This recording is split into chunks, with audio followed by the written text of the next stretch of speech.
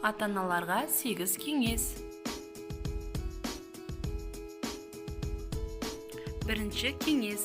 Баланы үлкендер отыратын жиынға қатыстырғаныңыз жөн. Қонақ келгенде ересектермен бірге отырғызу баланың сирек болып өсуіне, тез жетілуіне мол мүмкіндік. Бірінші кеңес.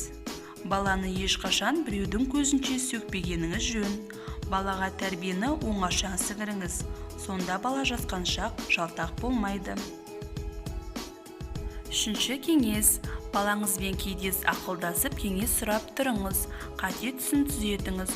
Бұл оның ойлау жүйесін дамытып, өзіне деген сенімін оятады. Төртінші кеңес.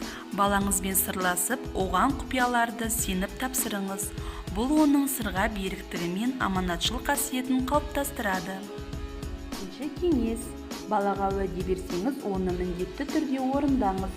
Олай болмаған жағдайда бала сертінде тұрмайды, өтірікке жақын болады. Алтыншы кеңес. Үйде балаға шамасы жететін әрі сол үшін жауап беретін маңызды істі тапсыруды әдетке айналдырыңыз. Үнемі істің нәтижесін сұрауды ұмытпаңыз. Бұл оны жастайынан еңбекқорлыққа, жауапкершілікке баулиды. Жетінші кеңес. Баланы үйдегі қонақтардың алдында сөйлетіп, ойын еркін жеткізуге үйретіңіз. Бұл оның сөзге шебер әрі көпшіл ортамен тез тіл табысатынына себеп. Сегізінші кеңес. Тәрбиенің негізі баланың кімді үлгі тұтатынында.